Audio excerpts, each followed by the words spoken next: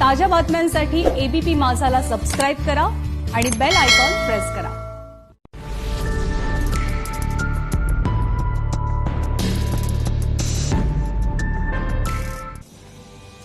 नमस्कार, मी प्रसन्न जोशी। आपण पाहताय एबीपी माझा आणि आजचा विषय स्फोटक आहे। तो तुम्हाला इकडे या प्रत्यक्ष टेक्स्ट मधूनच दिसत असेल। वसुधा ते म्हणाले ते आम्ही इकडे दिलेलं नाहीये, कारण ते खरंच स्फोटक आहे आणि ते न शोभणारं आहे।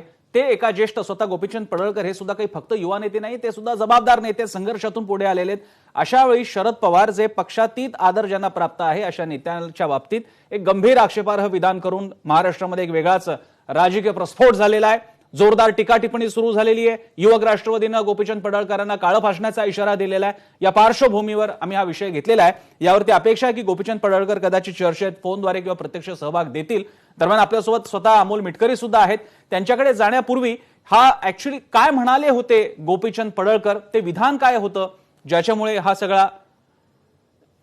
सगळा विषय पेटला होता, ते विधान आपल्याला कल्पना आहे। त्यांनी कोरोनाशी अत्यंत दुर्दैवी पद्धतीने ही तुलना केली। वस्तुतः ज्याचा सभ्यतेच्या भाषेत आपण त्याचा उल्लेख थेट करत नाही, पण ते विधानच तसं आहे की ज्याच्यामुळे राष्ट्रवादी सुद्धा आक्रमक झाली आहे। आणि याचं कारण म्हणजे गोपीचंद पडळकरांनी जे नुकतेच भाजपमध्ये आले, त्यांना आता विधान परिषदेवरती ते आमदार आहेत, त्यांनी शरद पवारांची थेट कोरोनाशी तुलना केली आणि महाराष्ट्राला झालेला कोरोना आहे अशा आशयाचं वक्तव्य केलं। त्यामुळे आता राष्ट्रवादीच नव्हे तर पक्षातीत असणारे शरद पवार प्रेमी किंवा समर्थक यांच्यामध्ये संतापाची लाट आहे। भाजपनं स्वतः या विधानापासून अंतर राखलेलं आहे। त्यामुळे विषयाला सुरुवात करण्यापूर्वी आपण पाहूयात काय म्हणाले गोपीचंद पडळकर। शरद पवार हे या महाराष्ट्राला लागलेला कोरोना आहे असं माझं मत आहे। कारण गेल्या अनेक वर्षापासून या महाराष्ट्राचं नेतृत्व ते करतायत आणि राज्यातल्या बहुजनांच्या वरती अत्याचार करण्याची भूमिका त्यांची कायम राहिलेली आहे आणि ते पुढेही चालू ठेवतील। त्यांच्याकडं ना कुठली विचारधारा आहे, ना कुठला अजेंडा आहे, ना कुठलं व्हिजन आहे। फक्त छोट्या छोट्या समूह घटकांना भडकवायचं, आपल्या बाजूला करायचं आणि त्यांच्यावरतीच अन्याय करायची त्यांची भूमिका आहे। आणि मला वाटत नाही ते धनगर समाजाच्या आरक्षणाच्या बाबतीमध्ये पॉझिटिव्ह असतील। त्यांना फक्त धनगर समाजाच्या आरक्षणाचं राजकारण करायचं आहे। गावगाड्यातल्या सर्वसामान्य मुलांना राजकारणामध्ये माननीय शरदचंद्र पवार साहेबांची भूमिका आता कळायला लागलेली आहे। त्यामुळं येत्या अधिवेशनाच्या वेळेस ही कोरोनाची परिस्थिती कमी झाल्याच्या नंतर आम्ही धनगर समाजाच्या वतीनं राज्यभर आंदोलन करण्याच्या तयारीत आहोत। याची राज्य सरकारनं दखल घ्यावी। तर असा विषय होता ज्याच्यामुळे ही सगळी टीका टिप्पणी सुरू झालेली आहे। आपण याबद्दल आमंत्रित केलेले आपल्यासोबत आहेत अमोल मिटकरी, जे राष्ट्रवादीचे आमदार आहेत, प्रवक्ते सुद्धा राहिलेले आहेत, आणि थोड्याच वेळात आपल्यासोबत प्रवीण दरेकर असतील भाजपतर्फे बोलण्याकरता। मी पहिल्यांदा मिटकरींकडे जातो। मिटकरीजी, विषय सगळा समोर आहे, काय प्रतिक्रिया आपली, काय भूमिका आहे राष्ट्रवादीची? नाही बघा, हो, मराठी साहित्यामध्ये एक वाक्प्रचार आहे, अंथरून पांघून पाय पसरावे, म्हणजे आपलं वकूफ पाहून बोलावं याचा अर्थ। आणखी सोप्या भाषेत सांगतो, आपली लायकी पाहून बोलावं। मी आता विदर्भामधून येतो आणि विदर्भामध्ये आमच्याकडे दुतोंड्या सापाची एक म्हणजे प्रवृत्ती आहे, ज्याला मांडूळ असं म्हटलं जातं। हे तुम्हाला वारंवार मी उदाहरण का देतोय, आता त्यांनी आजाराचं नाव काढलंय पडळकरांनी, तर त्यात आणखी एक आजार सुद्धा तीव्र मेंदूज्वर नावाचा एक आजार असतो बघा प्रसन्नजी, आपल्याला पण माहित असेल। आणि याचं एक वेगळं लक्षण असतं की शारीरिक हालचालींमध्ये ताळमेळ नसतो बोलणाऱ्याच्या, त्याच्या मेंदूवर तो इफेक्ट झालेला असतो। त्याच्यामुळे पडळकरांनी आपली पातळी सोडून आणि आपली तेवढी क्षमता नसताना एक देशाचे सर्वोच्च नेते, ज्यांना माननीय प्रधानमंत्री नरेंद्रजी मोदी सुद्धा आपला एक मोठा भाऊ मानतात, ज्यांना मागच्या काळामध्ये महाराष्ट्राचे आताचे विरोधी पक्ष नेते सन्माननीय देवेंद्रजी फडणवीस यांनी सुद्धा वडिलांप्रमाणे ते माझे आहेत असं जे त्यांचा एक सन्मान केला आणि नेहमीच करत आलेले आहेत, त्या पक्षाचेच एक घटक असणारे पडळकर जर अशा बालिश वक्तव्य करत असतील तर निश्चितच हे निंदनीय आहे। पक्षानेही त्यांच्या ते समर्थन केलेलं नाही, उलट पडळकरांनी स्वतःच्या पक्षाची प्रतिमा यांच्यामुळे आणखी महाराष्ट्राच्या नजरेमध्ये मलिन करून टाकलेली आहे, असं माझं मत आहे। अमोल मिटकरीजी, यानंतर राष्ट्रवादी युवककडनं सुद्धा तीव्र प्रतिक्रिया येतात, किंवा सगळ्या सोशल मीडियावरतीच प्रतिक्रियांचा महापूर आलेला आहे। त्या प्रतिक्रियांमध्ये मी जात नाही, पण राष्ट्रवादी काँग्रेसनं ठरवलेलं आहे, युवा राष्ट्रवादीनं, की काळं फासलं जाईल गोपीचंद पडळकरांना। नक्कीच हे बघा, पवार साहेबांवर इतक्या खालच्या पातळीवर टीका केल्यानंतर काही राष्ट्रवादी युवक काँग्रेस असेल किंवा पक्ष असेल हे शांत राहील किंवा महाराष्ट्र शांत राहील हे जर काही पडळकरांचा समज असेल तर तो चुकीचा आहे, तो गैरसमज आहे. या तीव्र प्रतिक्रिया उमटतील. याही पेक्षा जास्त प्रतिक्रिया कदाचित उमटू शकतात. त्यांनी तात्काळ माफी मागावी की हे असं बालिश वक्तव्य करताना त्यांनी 10दा विचार करायला पाहिजे होता. ते आता विधान परिषदेवर आहेत, एका चांगल्या सभागृहाचे सदस्य आहेत आणि अशा पद्धतीनं बालिश वक्तव्य केलं आणि हे महाराष्ट्र सहन करणारच नाही. त्याच्यामुळे हे परिणामाला सुद्धा सामोरं जावं लागणार आहे त्यांना. बरं, मी प्रवीण दरेकरांकडे जातो. भाजपचे विधान परिषदेतले विरोधी पक्ष नेते, गटनेते, तिकडचे नेते सुद्धा आहेत भाजपचे. प्रवीण दरेकरजी, या विषयाच्या बाबतीत भाजपची काय भूमिका आहे? नाही, भाजपची भूमिका, आमच्या महाराष्ट्राचे भाजपचे शीर्षस्थ नेते हो, त्यांनी आपल्याकडेच आता मी स्टेटमेंट पाहतोय की अशा प्रकारचं वक्तव्य करणं योग्य नाही, अशा प्रकारची भूमिका घेतल्याचं मी आपल्याच चॅनलच्या माध्यमातून ऐकतोय. आणि मीही तशा प्रकारची भूमिका, तशा प्रकारचं माझं वक्तव्य काही वेळापूर्वी या ठिकाणी केलं होतं. हो, कारण अशा प्रकारचं वक्तव्य करायचं, समर्थन करायचं काहीच कारण नाही. शरद पवार ज्येष्ठ नेते आहेत, महाराष्ट्रासाठी, देशासाठी योगदान आहे, हो, याच्याविषयी कुणाचंही दुमत असण्याचं काही कारण नाही. आणि त्याच्यामुळे कोणच या विषयाचं समर्थन करणार नाही. गोपीचंद पडळकर यांनी घेतलेली भूमिका, त्यांच्या व्यक्तिगत ती भूमिका आहे. पक्षाने अशा प्रकारे भूमिका घ्यायला सांगितली नाही किंवा पक्ष अशा भूमिकेचं समर्थनही या ठिकाणी करणार नाही. आणि त्याच्यामुळे त्यांच्या भूमिकेचं मगाशी अतुल भातखळकरांनी पण भूमिका सांगितली. परंतु आता त्यानंतर या ठिकाणी पुन्हा अमोल मिटकरींसारखे आमचे चांगले हर हुन्नरी मित्र आहे, त्यांनी पुन्हा आणखी याच्यामध्ये वेगवेगळे अलंकार, उपमा देऊन हा विषय आणखी चिघळेल असा प्रयत्न करू नये. कारण या ठिकाणी दुसऱ्याची लायकी काढत असताना, दुसऱ्याला अंतरून पाहून पाय पसरायला सांगत असताना, जो आम्हाला आजही आदर पवार साहेबांचा याही क्षणी आम्ही व्यक्त केला, त्यावेळेला आमच्या समोरून प्रश्न येईल की नरेंद्र मोदी साहेबांसारख्या नेतृत्वाला सुद्धा या ठिकाणी लायकी नसणाऱ्या नेत्यांनी काय काय वक्तव्य केलेत या महाराष्ट्रातील जनतेनं पाहिलेलं आहे. आणि त्यांचं अंतरून केवढं होतं आणि किती पाय पसरलेत हे सुद्धा महाराष्ट्रातील जनतेला माहीत आहे. आणि त्याच्यामुळे दुतोंडी साप की ते 10 तोंडानं काय काय बोलतात, हे मग पुन्हा तो एक वेगळा चर्चेचा विषय होईल. ज्या वेळेला पक्षानं भूमिका घेतली की अशा प्रकारचं वक्तव्य करायला नको होतं, त्यावेळेला मला वाटतं अमोल सारख्या कार्यकर्त्यांनी त्या ठिकाणी समंजसी भूमिका घेत त्या ठिकाणी आणखी त्याच्यामध्ये आगीत तेल ओतण्याचा प्रयत्न करू नये. नाहीतर पुन्हा त्या ठिकाणी मग तुम्ही काय केलं, आम्ही काय केलं, अशा प्रकारचा एक नवीन वेगळा वाद उभा राहू शकतो. आणि त्याच्यामुळे मला वाटतं आता या विषयामध्ये त्या ठिकाणी पक्ष भूमिका तर काय घ्यायची ते देवेंद्रजींनी स्टेटमेंट दिलंय आणि पुढे काय करायचं आहे ते पक्षाचे शीर्षस्थ नेते मला वाटतं त्या ठिकाणी करतील. पण मला वाटतं राजकारणामध्ये कोणतेही पक्ष असो, कोणतेही नेते असो, त्या ठिकाणी प्रत्येकाला त्या गोष्टीतनं जावं लागतं. आणि त्याच्यामुळे मला वाटतं की या ठिकाणी आपण पवार साहेबांच्या विषयी बोलत असताना ही आपली भूमिका असली पाहिजे की कुठल्याही पक्षाचं नेतृत्व असू दे, अशा प्रकारे त्या ठिकाणी वक्तव्य करणं हे महाराष्ट्राच्या राजकारणाला त्या ठिकाणी सुसंस्कृतपणाला शोभणारी नाही. आपली सामुदायिक भूमिका असली पाहिजे. दरेकरजी, याच्यातला जो भाग तुम्ही अमोल मिटकरींकडून अपेक्षा बाळगताय तो प्रश्न मी त्यांना विचारेनच, पण अजून एक मुद्दा बाकी राहतो. आज नाही म्हणाला ते भाजपतर्फे विधान परिषदेवरती गेलेले नेते आहेत गोपीचंद पडळकर. अशा परिस्थितीमध्ये आपण पक्षाद्वारे आपली शिस्तभंगाची संदर्भातली सगळ्यांच्या प्रत्येक पक्षाची एक स्वतःची शिस्त पालन समिती असते, त्याची बैठक होत असते, कारणे दाखवा नोटिसा पाठवल्या जात असतात. इतकंच काय की मोठे मोठे भाजपातले नेते सुद्धा जाहीर विधानं करतात, 10 विचार करतात आणि ते म्हणतात आम्ही पक्षाच्या मंचावर बोलू. चंद्रकांत पाटलांनी खडसेंना असं सांगितलेलं की पक्षाच्या मंचावर बोला. म्हणजेच पक्षाचा मंच, डिसिप्लिन या गोष्टी महत्वाच्या आहेत भाजपसाठी.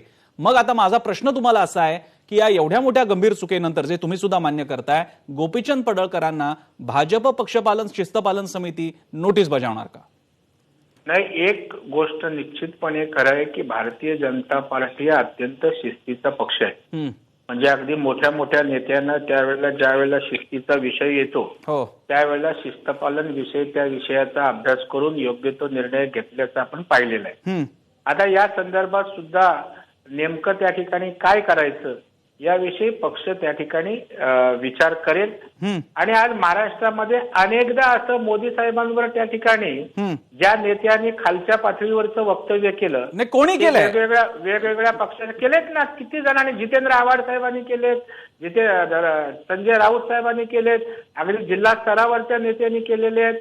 आणि मग त्यावेळेला सगळ्यांनीच अशा प्रकारे केवळ भारतीय जनता पार्टीकडून शिस्तीची अपेक्षा करत असताना मला वाटतं सगळ्यांनीच या ठिकाणचे संकेत पाळणं आवश्यक आहे.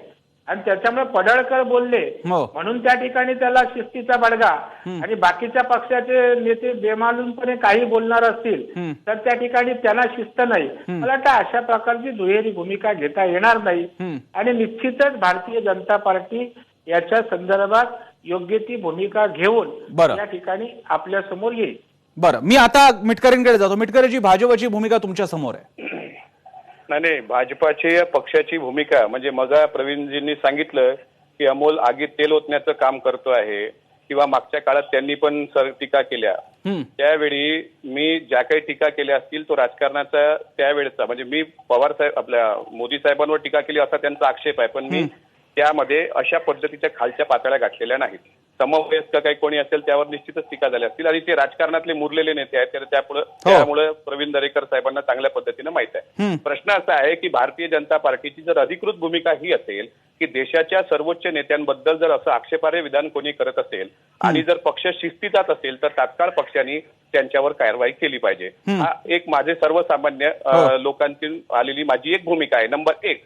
नंबर 2, मी आगीत तेल ओतण्याचं काम करतोय असं प्रवीणजी म्हणतात. मग आम्ही सुद्धा एका चॅनलवर होतो, ज्यावेळी हा विषय आला त्यावेळी मी शेतकऱ्यांच्या पीक कर्जासंदर्भामध्ये एका खेड्या गावामध्ये त्या ठिकाणी न्यायनिवाडा करत होतो. सर्व शासकीय पदाधिकारी त्या ठिकाणी होते आणि अचानक हा विषय आला. त्यामुळे भाजपाच्या पक्षाची अधिकृत भूमिका तोपर्यंत माझ्या समोर आलेली नव्हती. नंबर 3, आता ते म्हणतात की वेगवेगळ्या अलंकाराचे प्रयोग करतात. मी मराठीचा वाक्प्रचारच सांगितला की अंथरून पाहून पाय पसरावे. आता याच्यामध्ये काय अनेक अलंकार आहेत, पण आता दुतोंडी म्हणजे दुहेरी भूमिका संदर्भात जे यांनी म्हटलेलं आहे आपल्या दरेकर साहेबांनी, तर तुम्ही एकीकडे पडळकरांचा बचावाचा सुद्धा पवित्रा घेत आहात, दुसरीकडे तुम्ही पक्षाची पण भूमिका तुमच्या योग्य आहे असं सांगत आहात. तर प्रवीण दरेकर साहेबांनी एकदा त्यांची स्पष्ट भूमिका सांगावी तुमच्या चॅनल समोर प्रसन्नजी, की पडळकरांचं जे पडळकरांनी वक्तव्य केलं याचं ते समर्थन करतात का, येस ऑर नो. मी इकडे एक छोटासा ब्रेक घेणार आहे. ब्रेकच्या नंतर मी पुन्हा प्रवीण दरेकरांकडे येणार आहे, पण त्यापूर्वी ब्रेकवर जाण्यापूर्वी पडळकरांनी याआधी देखील वादग्रस्त वक्तव्य केली आहे. ती कोणती आहे ती ब्रेकवर जाता जाता पाहूयात. आम्ही धनगरांच्या पोरांना शपथ देऊन जातोय, जर धनगरांना एसटीचं सर्टिफिकेट हातामध्ये नाही दिलं तर भारतीय जनता पार्टीला मतदान करायचं नाही. माझी आई जरी उभा राहिली, माझा भाऊ जरी उभा राहिला, किंवा मी स्वतः जरी कमळ चिन्हावरती उभा राहिलो तर मतदान द्यायचं नाही, अशी बिरोबाची माकोबाईची शपथ धनगरांच्या पोरांना आज आम्ही देतो. तुम्हाला काय कुत्रं चावलं काय भारतीय जनता पार्टी करत जायला? अरे सगळे भारतीय जनता पार्टीच्या दारामध्ये उभा आहेत, मला द्या, मला द्या, मला द्या, आणि मी लात मारून बाहेर आलो. आमची अगोदर वचनपूर्ती करा आणि मग तुम्ही महाराष्ट्रामध्ये सभेला या. महाराष्ट्रातल्या धनगरांनी आजपासून ठरवलंय जेवढ्या जेवढ्या सभा या महाराष्ट्रामध्ये लोकसभेच्या पूर्वी त्यांच्या होतील त्या सगळ्या सभेवरती धनगर समाजानं बहिष्कार घालायचा आहे. आणि आमचं एक घोषवाक्य आहे, महाराष्ट्रातील धनगरांची एकच हाक, नरेंद्र मोदी गो बॅक.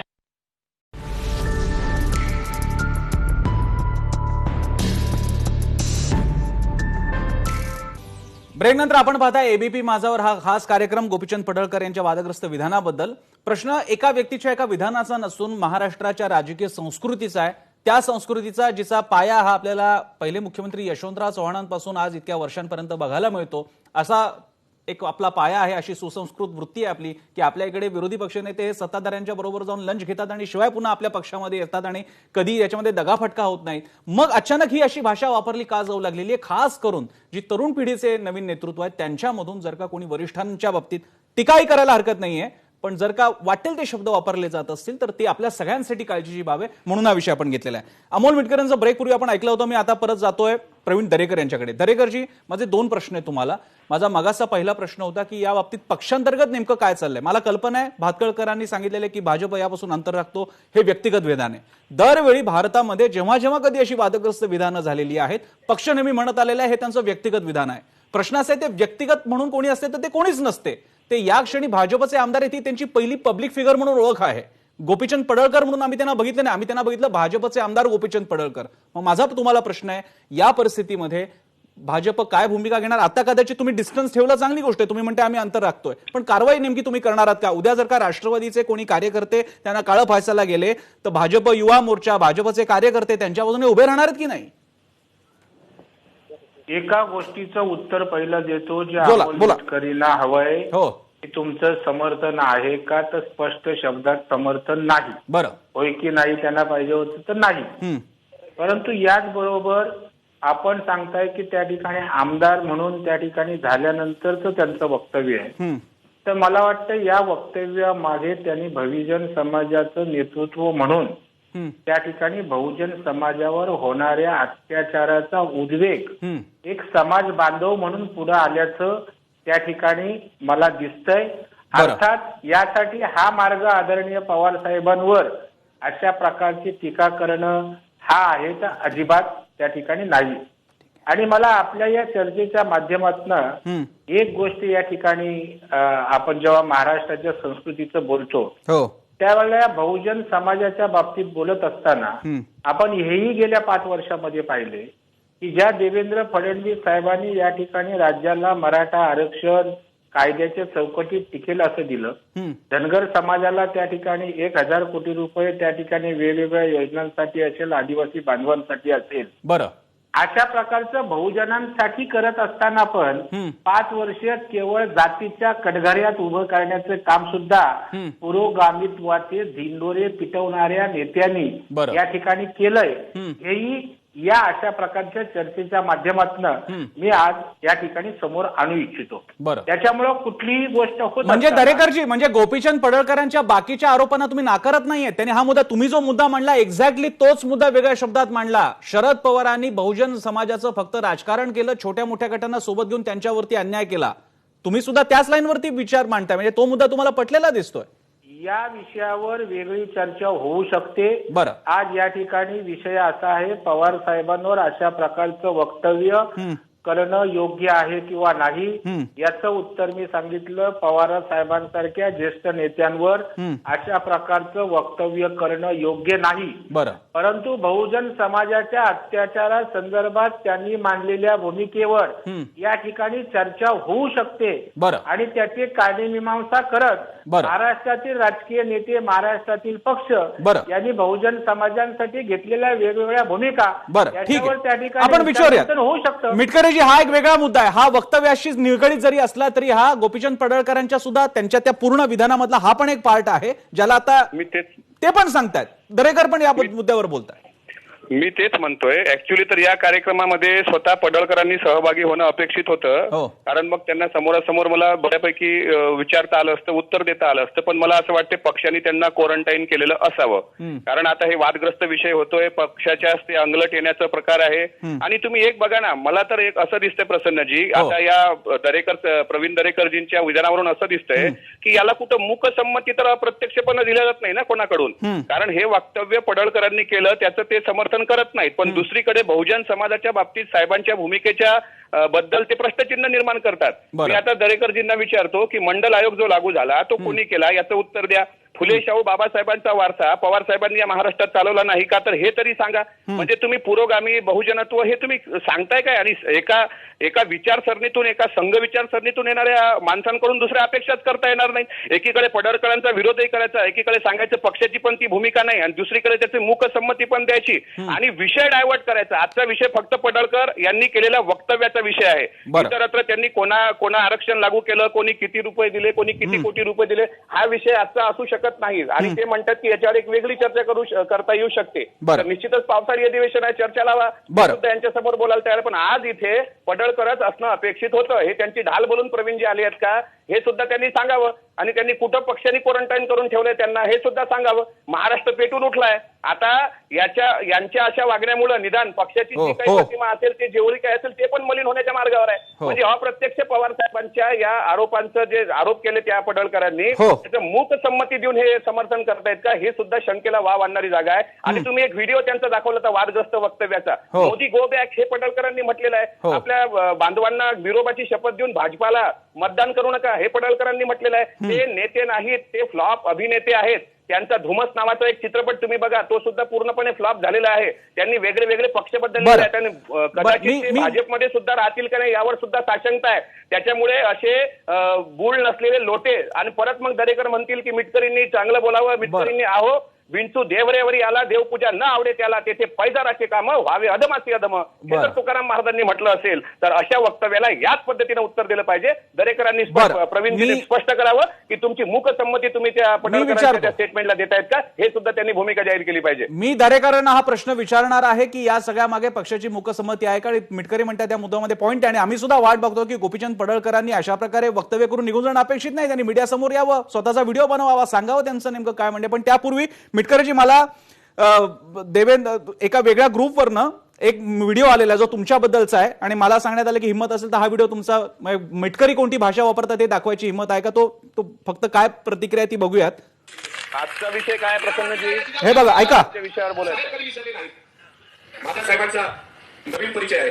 त्यांनी जिथे बोलावलं त्या ठिकाणी मी जातोच आणि अंतकरणाचं नातं आहे. या निमित्तानं मला जे प्रमुख उपस्थितीचा मान आदरणीय साहेब म्हणणारे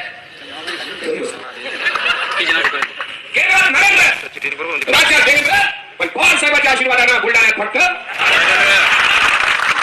म्हणून सांगतो सत्तेची मस्ती करू नका. जास्त माणूस उठला मातला तर त्याचा देवेंद्र फडणवीस होत असतो. मला ही प्रतिक्रिया आलेली आहे आणि प्रश्न त्याच्या खाली हा होता की हा प्रश्न तुम्ही मिटकरींना विचारणार का. एबीपी माझा कधीच कोणता प्रश्न विचारायला कधीच घाबरलेला नाहीये. मिटकरीजी याबद्दल आपल्याला जर का भाषेचीच तुलना करायची असेल तर याबद्दल तुम्हाला काय म्हणायचं आहे. हे बघा लक्षात घ्या, मी टीका केलेली आहे, हे व्हिडिओ सुद्धा आहेत, हे सगळं बरोबर आहे. पण त्यावेळी मी एक पक्षाचा त्या ठिकाणी पडळकरांसारखाच एक सदस्यच होतो. ते पक्षाचे त्या सदस्य होते. आता आम्ही विधान परिषदेचे सदस्य आहोत. त्याच्यामुळे आता आम्हाला बोलताना जबाबदारीनं आणि भान ठेवूनच बोलावं लागतं. तुमच्या मीडियासमोर बोलताना मी जबाबदारीनं आणि भान ठेवूनच बोलतोय. आता जुनं काय काय बोललेत, काय काढलं, हे माझा अभ्यास करतायत दरेकर साहेब, याचा मला बरं वाटलं जरा. आणि माझा स्पष्ट म्हणणं आहे की विषयांतर करू नका, मूळ मुद्द्यावर या. आजचा मुद्दा काय आहे की पवार साहेबांबद्दल जे पडळकरांनी वक्तव्य केलं त्याबद्दल पक्षाची मूक संमती आहे का. आणि राहिला प्रश्न माझ्या केलेल्या भाषणाचा अभ्यास तर अख्खं आयुष्य पडलेलं आहे, त्यामध्ये हे करावं. मी विचारतो, मी तुमचा प्रश्न घेऊन जातो मिटकरीजी, मी तुमचा प्रश्न घेऊन जातो. प्रवीण दरेकरजी, त्यांचा एक प्रमुख प्रश्न आहे की गोपीचंद पडळकर पुढे का येत नाहीयेत, भाजपने त्यांना क्वारंटाईन केलंय का आणि भाजपची या सगळ्या प्रकाराला मूकसंमती आहे का. भाजपची मूकसंमती असायचं कारण नाही, तशा प्रकारची मूकसंमती असू शकत नाही आणि क्वारंटाईन करण्याचंही कारण नाही.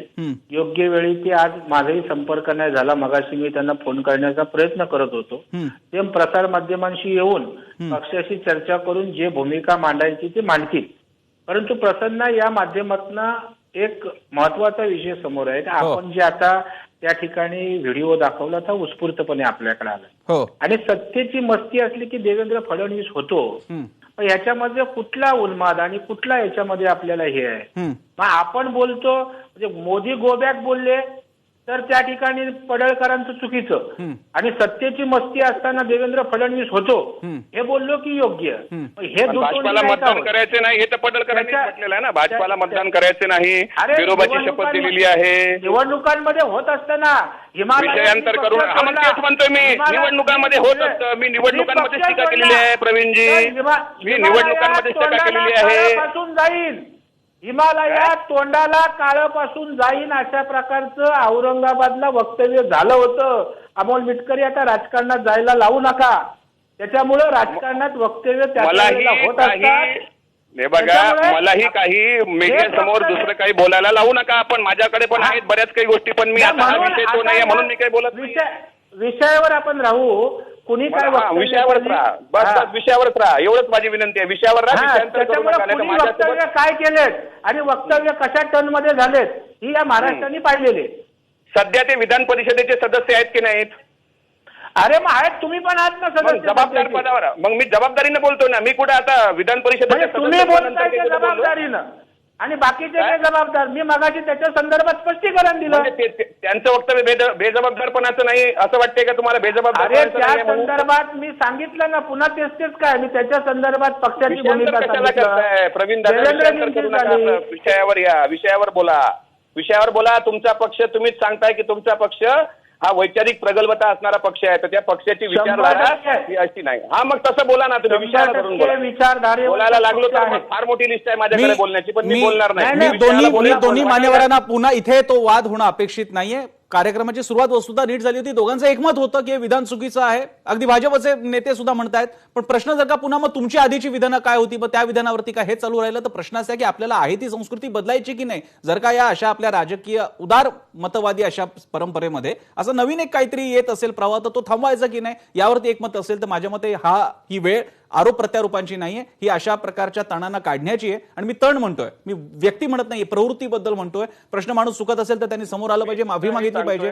शरद पवार हे तिकडे देवेंद्र फडणवीस सुद्धा म्हणतात मला वडिलांसारखे, नरेंद्र मोदी म्हणतात मला माझ्या मार्गदर्शकांसारखे. मग अशांची माफी मागायला काय हरकत आहे? प्रश्न महाराष्ट्राच्या राजकीय संस्कृतीचा आहे. निर्णय काय घ्यायचा तो भाजपनं आणि गोपीचंद पडळकरांनी ठरवायचा आहे. तुर्तास तरी मिटकरजी तुम्ही आणि दरेकरजी तुम्ही वेळ दिलात आम्हाला, तुमचे आभार. या कार्यक्रमामध्ये, या चर्चेमध्ये आपण इथेच थांबतोय. पाहत राहा एबीपी माझा.